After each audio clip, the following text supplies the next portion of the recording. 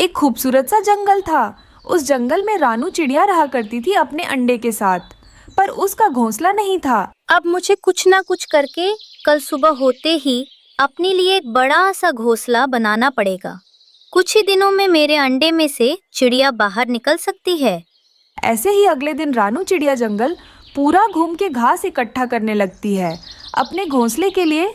तभी उसे रास्ते में लूसी कबूतरी दिखाई देती है। लूसी कबूतरी उससे कहती है, रानू बहन, रुको रुको। क्या बात है लूसी बहन? अरे रानू बहन, तुमको ये सूखी घास कहाँ से मिली है? मुझे भी बताओ तो, मैं भी सूखी घास की तलाश कर रही थी। लूसी बहन, मुझे तो सूखी घास इंसानों की बस्ती में मिली है। वो भी वहाँ पर बहुत सारी सूखी घास पड़ी हुई थी। मैंने वहाँ से उठा लिया था। अरे रानू बहन, तुम्हें इंसानों की बस्ती में जाने से डर नहीं लगता क्या? ना बाबा, ना, मैं तो बिल्कुल नहीं जाऊंगी वहाँ पर। अरे लूसी बहन, तुम बिल्कुल डरो मत। तुम सीधे किसान की पत्नी के घर जाना। उसके घर के पास ढेर सारी घास पड़ी हुई है, वहां से उठा लेना। किसान की पत्नी पक्षियों को कुछ नहीं करती है, और तो और वो तो पक्षियों के लिए दाना भी रखती है। ठीक है रानू बहन, मैं वैसा ही करूंगी। तुम्हारा बहुत बहुत धन्यवाद। ऐसे ही कुछ दिन बीत जाते हैं। रानू ने तो एक मजबूत सा घोंसला बना लिया था, और तो और उसके अंडे में से एक चिड़िया निकलती है। क्या बात है गुड़िया बेटा, तुम इतने नाराज क्यों लग रही हो? मम्मा, तुम हमेशा मुझे अकेला छोड़कर दाना ढूंढने के लिए चली जाती हो और फिर शाम को आती हो। मुझे तो तुम्हारे साथ जाना है दाना ढूंढने के लिए। पर गुड़िया बेटा, तुम तो सीधे उड़ भी नहीं सकती हो। मैं तो तुम्हें घने जंगल पर नहीं ले जा सकती, क्योंकि वहाँ पर शिकारी पंछी भी रहते हैं। नहीं मम्मा, मैं तो बिल्कुल भी इस घोंसले में अकेले नहीं रहूंगी। मैं भी तुम्हारे साथ ही चल लूंगी, वरना आज रात में दाना बिल्कुल नहीं खाऊंगी। रानू की बात गुड़िया तो बिल्कुल नहीं मानती। फिर रानू चिड़िया गुड़िया को अपने साथ लेकर जाती है और घने जंगल में दाना कैसे ढूंढते हैं सिखाने लगती है। गुड़िया बेटा, अब तो तुम्हें समझ में आया है ना कि किस किस पेड़ के नीचे फल मिलते हैं और दाना मिलता है। हाँ मम्मा, मुझे समझ में आया है। ठीक है गुड़िया बेटा, अब चलो घोंसले पर चलते हैं। किसी समय भी बारिश शुरू हो सकती है। रानू चिड़िया ऐसा कही रही थी कि बारिश शुरू हो जाती है, पर वो माँ बेटी जैसे तैसे बारिश में भीगते हुए अपने घोंसले पर वापस आ जाते हैं। वापस आते ही गुड़िया की तबीयत बारिश में भीगने की वजह से खराब हो जाती है। मम्मा, मेरे पंख बहुत दर्द कर रहे हैं। कुछ ना कुछ करो मम्मा। रानू चिड़िया को क्या करना है, कुछ भी समझ में नहीं आ रहा था। गुड़िया बेटी, तुम चिंता मत करो, मैं कुछ ना कुछ करती हूँ। फिर रानू चिड़िया रोते हुए सीधा कालू कौवा के घर जाती है। क्या बात है रानू बहन, इतनी बारिश में तुम मेरे घोंसले पर क्यों आई हो? कालू भैया, मेरी बेटी की तबीयत खराब हो चुकी है बारिश में भीगने के वजह से। आप आकर कुछ मदद करें। मुझे क्या करना है कुछ भी समझ नहीं आ रहा है। अरे रानू, तुम्हें थोड़ी सी भी अकल नहीं है क्या? इतनी छोटी बच्ची को कोई भी जंगल लेकर जाता है क्या? ना बाबा, ना हम लोग तो तुम्हारी मदद नहीं कर सकते। हाँ रानू बहन, अब मैं तुम्हारे साथ नहीं आ सकता, क्योंकि गौरी ने अभी अभी अंडा दिया है। फिर रानू चिड़िया वहाँ से रोते हुए चली जाती है और वो सीधा कबूतर के घर जाती है। कबूतर भैया, मेरी मदद करें। पर वो कबूतर रानू चिड़िया की कोई मदद नहीं करता। फिर रानू चिड़िया उस बारिश में सीधा किसान के घर जाती है, जाकर चू चू करने लगती है। उसकी आवाज़ सुनकर किसान की पत्नी वहाँ पर आती है। क्या बात है चिड़िया रानी, तुम इतनी बारिश पर मेरे घर क्यों आई हो? फिर रानू चिड़िया सारी बात बताने लगती है। तुम चिंता मत करो चिड़िया रानी, मैं तुम्हें एक टोकरी देती हूँ। उस टोकरी में अपनी बेटी को रखकर सीधा हॉस्पिटल आ जाना। वहाँ पर तुम्हारी बेटी की इलाज कराऊंगी। फिर रानू चिड़िया वैसा ही करती है। टोकरी में अपनी बेटी को रखकर सीधा हॉस्पिटल आ जाती है। फिर डॉक्टर एक इंजेक्शन करता है गुड़िया को। गुड़िया ठीक हो जाती है। तुम चिंता मत करो चिड़िया, अब तुम्हारी बेटी की बुखार कम हो गई है। आपका बहुत बहुत धन्यवाद डॉक्टर साहब, आपने तो मेरी बेटी की जान बचा ली है। ऐसी कोई बात नहीं चिड़िया, कभी भी तुम्हारी बेटी की और तुम्हारी तबीयत खराब हुई तो सीधा मेरे पास ही आना। फिर रानू चिड़िया अपनी बेटी को लेकर किसान की पत्नी के घर आ जाती है। आपका बहुत बहुत धन्यवाद माँ जी। अगर आप ना होते तो मेरी बेटी की जान भी जा सकती थी। ऐसी कोई बात नहीं चिड़िया, तुम्हें कभी भी मदद की ज़रूरत है तो सीधा मेरे घर पर ही आना। ये लो, मैं तुम्हारे लिए भीगे हुए चावल रखे हैं, खा लेना। फिर किसान की पत्नी चिड़िया को थोड़े से भीगे हुए चावल दे देती है। चिड़िया और उसकी बेटी गुड़िया आराम से खाने लगते हैं। खाकर बारिश रुकने तक किसान की पत्नी के घर में आराम से रहने लगते हैं। कौवे का परिवार बहुत अमीर था। उनके घर में खाने की कोई कमी नहीं थी। पड़ोस में ही गरीब रानो चिड़िया रहती, जो हर समय कठिन परिश्रम करके अपने बच्चों का पेट भरती थी। लेकिन कौवों के अमीर होते हुए भी उनके घर से हर समय रोने की आवाज़ आती थी। मैं नहीं खाऊंगा, मुझे आम नहीं खाने, मुझे संतरे खाने हैं। जग्गू बेटा, तुम पागल तो नहीं होगे? जब संतरों का सीजन था तब तुम्हें आम चाहिए होते, और जब आम है तो अब तुम्हें संतरे चाहिए। गौरी, ये कोई तरीका है बच्चे को खिलाने का? आजा मेरे बेटे, मैं तुझे बढ़िया सा आम खिलाऊंगा। नहीं पापा, मुझे संतरा खाना है, आम नहीं खाना। मैं इसको 2 लगाऊंगी खींच के, और ये खा लेगा आम। गौरी, तुम तो चुप ही रहो, खाम खा मेरे बेटे को डांटती हो। पापा, आप तो मुझसे प्यार करते हो, तो मेरे लिए संतरा लाओ। नहीं जग्गू बेटा, संतरा नहीं मिलेगा। ये आमों का सीजन है, तो तुम रसीले रसीले आम खाओ। देखो कितना बढ़िया आम है। पापा कौवा बड़े प्यार से जग्गू कौवे को आम खिलाता है, लेकिन जग्गू तो बहुत जिद्दी था। वो आम को फेंक कर मारता है। वो सीधे गौरी कौवी के मुंह पर लगता है। हाय, मैं मर गई। नास पीटे ने मुझे मार दिया। मुझे कितनी जोर से आम मारा है, मैं मर गई। जग्गू, तुम तो सच में बदतमीज होते जा रहे हो। आज तुझे मार लगानी पड़ेगी। कालू कौवा खींच खींच के जग्गू के कान पे 2-4 लगाता है। वो तो और भी जोर जोर से रोने लगता है। मम्मा देखो, जग्गू कौवे को मार पड़ रही है, वो रो रहा है। हाँ मम्मा, वो बहुत बुरा है। हर समय अपने मम्मा पापा से झगड़ा करता है, खाने की फरमाइशें करता है। गुड़िया कुकू, तुम अपने खाने पे ध्यान दो, मैं कौवों के घर होकर आती हूँ। चिड़िया भागी भागी कालू कौवे के घर जाती है और जग्गू कौवे को चुप कराती है। जग्गू बेटे चुप हो जाओ, तुम रो क्यों रहे हो? चिड़िया आंटी, मुझे संतरा खाना है, और मेरे मम्मा पापा मुझे संतरा नहीं दे रहे। वैसे तो कहते हैं हम जंगल के सबसे अमीर पक्षी हैं, लेकिन मुझे मेरा मनचाहा भोजन नहीं खिलाते। देखो कैसे बातें बना रहा है चिड़िया। ना जाने इसे कब तमीज आएगी। गौरी बहन बच्चा है, बच्चे को ऐसे नहीं समझाते। चलो जग्गू बेटे, मैं तुम्हें संतरा खिलाती हूँ, आप मेरे साथ चलो। क्यों, सच में चिड़िया आंटी, तुम मुझे संतरा खिलाओगी? हाँ, अब चलो, मैं तुम्हें संतरा खिलाऊंगी। ऐसे चिड़िया जग्गू को अपने साथ ले जाती है। चिड़िया उसे सीधे तोता के घर लेकर जाती है। तोते भैया, आप क्या पका रहे हो? चिड़िया बहन, क्या बताऊं, घर में खाने को कुछ भी नहीं है। 2 दाने चावल के मिले थे, वही पका रहा हूँ। चावल बच्चों को खिला दूंगा और पानी पीकर मैं सो जाऊंगा। आंटी जी, 2 चावल, वो भी इतने सारे पानी में, तुम्हें क्या स्वाद आएगा? जग्गू बेटे, तुमने सही कहा। तुम अमीर पक्षी हो, यह बात तुम्हें समझ नहीं आएगी। चिड़िया बहन बोले, कुछ काम था क्या? नहीं मिट्ठू भैया, मैं तो बस ऐसे ही आई थी, अब चलती हूँ। फिर चिड़िया जग्गू कौवे को अपने साथ लेकर बूढ़ी कौवे के घर जाती है, जो बीमार थी। माँ जी, अब आप कैसी हो? क्या बताऊं चिड़िया, मैं बीमार हूँ। हालत में कोई सुधार नहीं है।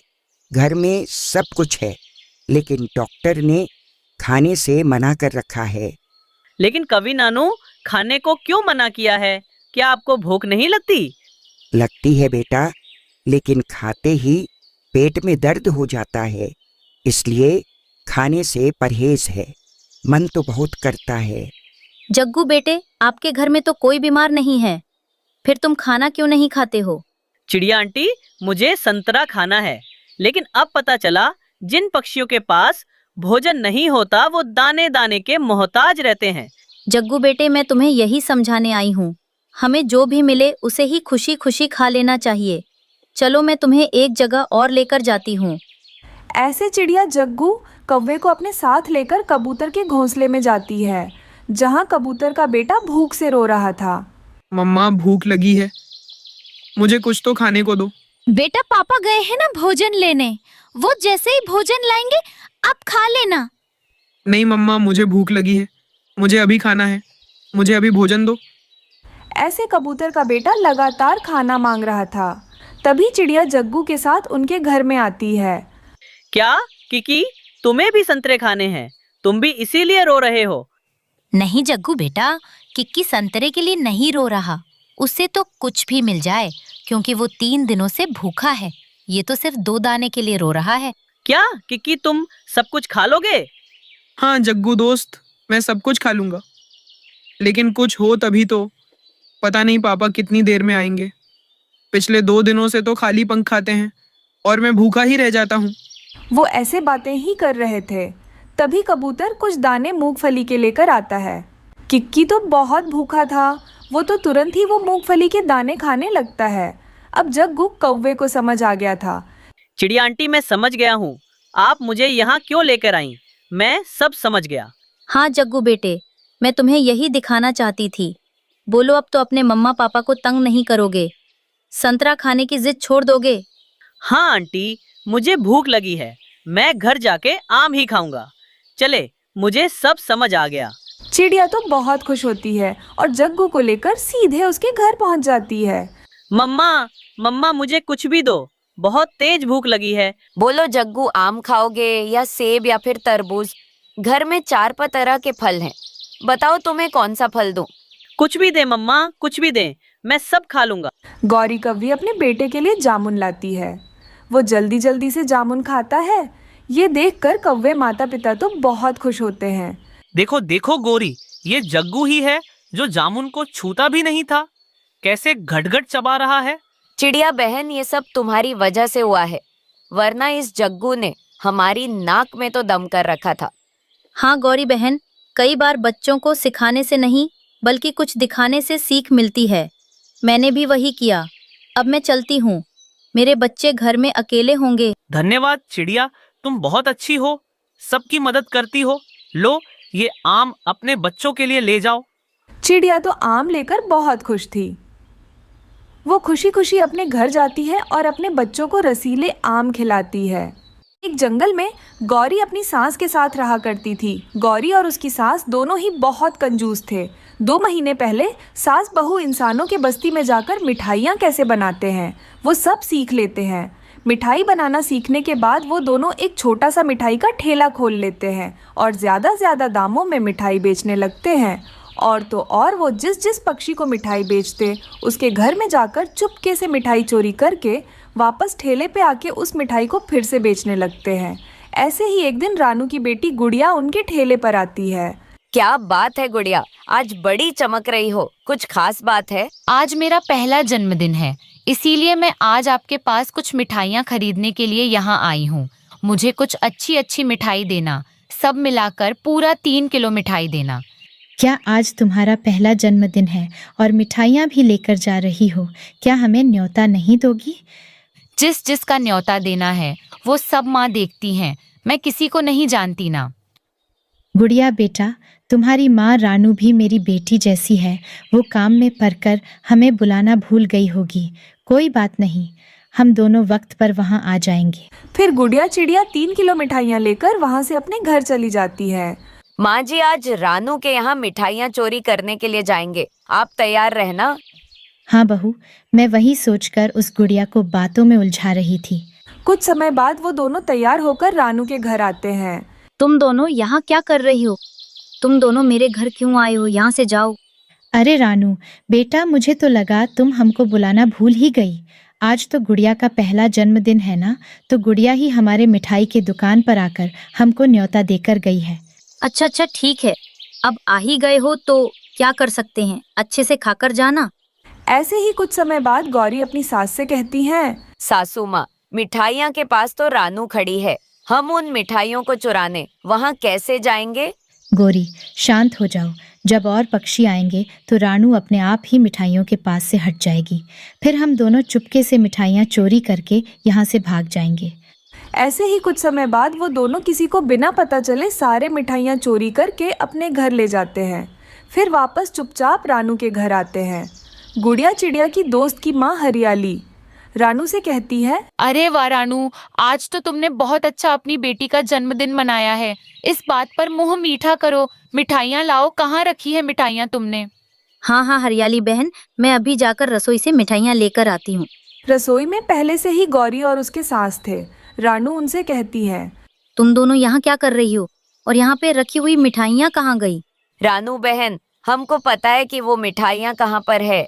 अच्छा गौरी, तुमने मेरी मिठाइयाँ छुपा कर कहाँ रखी है? घर में मेहमान आए हुए हैं, उनको मिठाइयाँ देनी है। रानू बहन, हम दोनों ने तुम्हारी सारी मिठाइयाँ चोरी कर ली है। अगर तुमको मिठाइयाँ वापस चाहिए तो हमको पैसे दो, तभी हम तुमको मिठाइयाँ ला कर देंगे। इसलिए मैं तुम जैसे चोरों को मेरे घर में न्योता नहीं देना चाहती थी। तुम दोनों यहाँ पर मुंह उठाकर आ गई हो। ठीक है, मुझे मिठाइयाँ वापस ला कर दो। मैं जितने पैसे चाहिए उतने पैसे तुम दोनों को दे दूंगी। फिर वो दोनों सास बहू खुशी खुशी से मिठाइयाँ वापस लाने के लिए अपने घर जाते हैं। पीछे से रानू चिड़िया उन दोनों को पिटवाने के लिए अपने साथ कबूतर और मिट्ठू तोते को ले आती है। वो तीनों मिलकर उन दोनों की जमकर पिटाई करते हैं। उस दिन के बाद से कबूतर एक छोटा सा मिठाई का ठेला खोल लेता है। सारे पक्षी उसी से ही मिठाइयाँ खरीदने लगे हैं। अरे माँ जी, हमने क्या सोचा था और क्या हो गया। मैंने सोचा कि मिठाइयाँ बेचकर वापस मिठाइयाँ चोरी कर करके अमीर बन जाएंगे। ऐसा वो दोनों अपने के धरे पर पछता रहे थे। एक छोटे से जंगल में रानू चिड़िया अपने दोनों बच्चों के साथ रहा करती थी। रानू के दोनों बच्चे अभी काफ़ी छोटे थे, इसलिए वो उन दोनों को घर पर ही रखकर भोजन ढूंढने के लिए जाती थी। ऐसे ही एक दिन चिड़िया जब भोजन की तलाश में जा रही थी तो दूसरे जंगल में रहने वाला बूढ़ा कौवा उसे रास्ते में मिल जाता है। अच्छा हुआ चिड़िया बहन जो तुम मुझे रास्ते में ही मिल गई। मुझे तुमसे कुछ ज़रूरी बात करनी है। मैं दूसरे जंगल से आया हूँ। मेरे जंगल में बहुत ज़्यादा बारिश हो रही है, जिस वजह से हमारे जंगल के पक्षियों को अब भोजन मिलना भी बहुत मुश्किल हो गया है। मुझे लगता है अब कुछ ही दिनों में तुम्हारे जंगल में भी बारिश शुरू हो जाएगी। तुम यह बात सारे पक्षियों को जाकर बता देना। हाँ ठीक है भूरे भैया, मैं अभी जाकर आपका संदेश बाकी पक्षियों को बता दूंगी। फिर शाम को चिड़िया जंगल के पक्षियों को संदेश देने के लिए उनके घर जाती है। कबूतर भैया जल्दी से घर के बाहर आइए, मुझे आपसे ज़रूरी बात करनी है। क्या हुआ रानू बहन, क्या बात है? कबूतर भैया, मुझे अभी अभी रास्ते में दूसरे जंगल में रहने वाला भूरा कौवा मिला। वो कह रहा था कि उसके जंगल में बहुत ज़ोरों की बारिश हो रही है। अब कुछ ही दिनों में हमारे जंगल में भी बारिश शुरू हो जाएगी। आप अपना घर मजबूत कर लीजिए और अपने घर में ढेर सारा भोजन इकट्ठा कर लीजिए। अच्छा हुआ चिड़िया बहन जो तुमने मुझे यह बात बताई। मैं अभी सभी काम करना शुरू कर देता हूँ। फिर चिड़िया कालू और गौरी के पास जाती है। वो कौवे अपने घोंसले में आराम कर रहे थे। वो दोनों पति पत्नी बहुत ज़्यादा आलसी थे। कालू भैया, गौरी, आप दोनों हमेशा सोते ही रहते हो। जल्दी से उठो, मुझे तुम दोनों को ज़रूरी बात बतानी है। क्या बात है चिड़िया बहन, अब जल्दी से बता भी दो। हम दोनों को वापस सोना है। कालू भैया, हमारे जंगल में कुछ दिनों में बारिश शुरू हो जाएगी। आप दोनों के पास पक्का घर नहीं है। जल्दी से आप दोनों अभी से घर बना लीजिए। अरे छोटी चिड़िया आ गई चू चू करने। हमारे इस जंगल में कोई बारिश नहीं होगी। तुम जाओ यहाँ से और हम दोनों को आराम करने दो। इन दोनों को समझाने का कोई फायदा नहीं। खैर, मुझे तो संदेश देना था, मैंने दे दिया। ऐसे ही 2 दिन बीत जाते हैं। चिड़िया अकेले भोजन लेने जंगल में गई हुई थी। उसके बच्चे घर में अकेले थे। ये चिड़िया अपने आप को बहुत ज्यादा होशियार समझती है। 2 दिन बीत गए लेकिन हमारे जंगल में अभी तक बारिश शुरू नहीं हुई। वैसे कालू जी, उस चिड़िया का मजबूत घर है और हमारा टूटा फूटा घोंसला क्यों ना आप चिड़िया का घर तोड़ दो, फिर वो बारिश में घोंसले में बैठकर रोते रहेगी। हाँ गौरी, तुम मुझसे भी ज्यादा शैतान निकली। मैं अभी जाकर उस छोटी चिड़िया का घर तोड़ देता हूँ। फिर कालू कौवा एक बड़ा कुल्हाड़ी लेकर चिड़िया का घर तोड़ने लगता है। चिड़िया के दोनों बच्चे घर टूटने की आवाज़ सुनकर डर जाते हैं। गंदे अंकल, आप हमारा घर क्यों तोड़ रहे हो? हमारा घर मत तोड़िए। हमारे घर में हमारी माँ नहीं है, हम कहाँ जाएंगे? तुम्हारी माँ वापस आएगी तो बता देना कि कालू अंकुल ने तुम्हारा घर तोड़ा है। चिड़िया का घर तोड़ने के बाद वहाँ से कालू कौवा हंसता हुआ चला जाता है। जब चिड़िया भोजन लेकर घर आकर देखती है तो उसका घर टूटा हुआ था और उसके दोनों बच्चे रो रहे थे। अरे ये क्या, ना बारिश हुई ना ठंडी हवाएं चली, मेरा घर ऐसे कैसे टूट गया? माँ, वो कालू कौवे ने हमारा घर तोड़ दिया। वो गंदा काला कौवा बहुत गंदा है। वो दुष्ट कौवों का मैंने क्या बिगाड़ा है जो मेरा घर तोड़ दिया? अब मैं कहाँ जाऊंगी? इतनी जल्दी अपने बच्चों के लिए घर कैसे बनाऊंगी? तभी अचानक से ठंडी हवाएं चल रही थी और जोरों की बारिश भी शुरू हो चुकी थी। फिर मम्मा चिड़िया जल्दी जल्दी से जंगल छोड़कर वो सीधा इंसानों की बस्ती में चली जाती है। इंसानों की बस्ती में आकर वो सीधा किसान की पत्नी के घर जाती है। माँ जी, क्या आप घर पर हैं? जल्दी से बाहर आइए, मुझे आपकी बहुत ज़रूरत है। चिड़िया की चूचू की आवाज़ सुनकर किसान की बेटी जल्दी जल्दी बाहर आती है। अरे चिड़िया रानी, तुम अपने दोनों बच्चों के साथ यहाँ बारिश में क्यों भीग रही हो? जल्दी से घर के अंदर आ जाओ, वरना तुम सब छोटे पक्षी बीमार पड़ जाओगे। माँ जी, मुझे कुछ दिनों के लिए अपने घर में रख ले। एक दुष्ट कौवे ने मेरा घर तोड़ दिया। मैं इतनी जल्दी अपने लिए घर नहीं बना सकती। जब बारिश रुक जाएगी तो मैं अपने दोनों बच्चों को लेकर जंगल वापस चली जाऊंगी। अरे चिड़िया रानी, तुम बहुत अच्छी चिड़िया हो। तुम दूसरों की बहुत अच्छे से मदद करती हो। तुम रो मत। तुम जितने दिन चाहो उतने दिन मेरे घर में घोंसला बनाकर आराम से रह सकती हो। और हाँ, मैंने थोड़े चावल भिगने के लिए रखा था, तुम खा लेना। किसान की पत्नी की बातें सुनकर मम्मा चिड़िया बहुत खुश हो जाती हैं। वो तिनके जमाकर उस घर में छोटा सा घोंसला बना लेती है। उधर वो कौवे ज्यादा बारिश होने के कारण घोंसले में ही बारिश में भीगते हुए बैठे थे। कई दिनों तक बारिश के कारण से डर बदर भटकने लगते हैं। इस तरह उन दोनों को उनकी सजा मिल जाती है। चिड़िया किसान की पत्नी के घर में घोंसला बनाकर बहुत खुश थी। किसान की पत्नी चिड़िया और उसके दोनों बच्चों को खाने के लिए मीठे फल और दाना भी देती थी। इस तरह चिड़िया किसान की पत्नी के घर में अपने दोनों बच्चों के साथ खुशी खुशी से रहने लगी। किसान की पत्नी अपने घर में बैठकर चावल की रोटियां बना रही थी। घर के सामने एक नीम का पेड़ था जिस पर कालू कौवा बैठकर किसान की पत्नी को चावल की रोटी बनाते हुए देख रहा था। ये बुढ़िया रोटी के पास से उठकर कहीं जा क्यों नहीं रही ताकि मैं एक रोटी चुरा सकूं? वो कौवा ऐसे बैठकर सोच रहा था। फिर किसान की पत्नी घी का डिब्बा लेने के लिए दूसरी तरफ घूमती है। तभी कालू कौवा घर के अंदर घुस जाता है रोटी चुराने के लिए। छी रुको कौवे, तुम अपनी गंदी चोंच न लगाओ मेरी रोटी पर। तुम बहुत गंदे कौवे हो। तुमने कभी अपनी चोंच नहीं धोई। ये लो, एक रोटी ले लो। अब मुझे तंग ना करो। किसान की पत्नी चावल की रोटी कालू कौवा के तरफ फेंक देती है। उस चावल की रोटी को कालू कौवा तुरंत लेकर वहां से भाग जाता है। गोरी, ये देखो मैं तुम्हारे लिए क्या लाया। अरे कालू जी, ये क्या लाए हो आप? गोरी, आज मैं भोजन ढूंढते ढूंढते किसानों के बस्ती की तरफ चला गया था और वहां से मैं तुम्हारे लिए चावल की रोटी ले आया हूँ। हाय रे, मेरा पति कितना अच्छा है, मेरा कितना ख्याल रखता है। मैं भी ये रोटी अभी तक नहीं खाई। इसमें से आधी रोटी मैं खाता हूँ, आधी रोटी तुम खा लेना।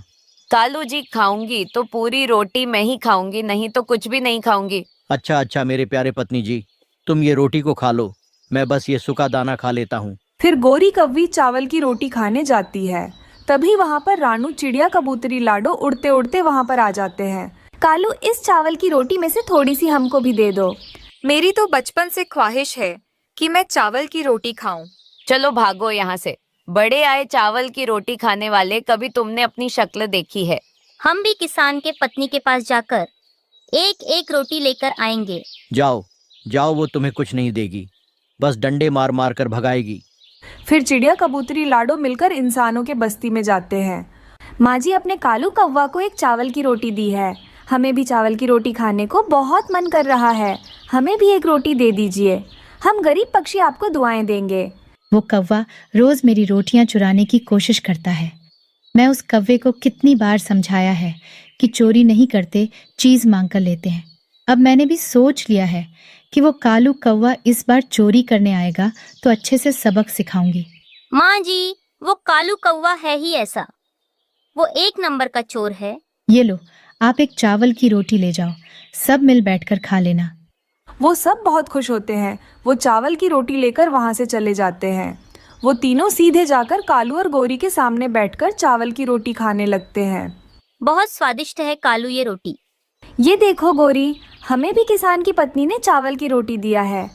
कालू जी, ये पक्षियाँ तो कुछ ज्यादा ही होशियार हो गए हैं। अब तो ये मुझसे भी नहीं डर रहे हैं, मेरे सामने ही रोटियां ले आकर खा रहे हैं।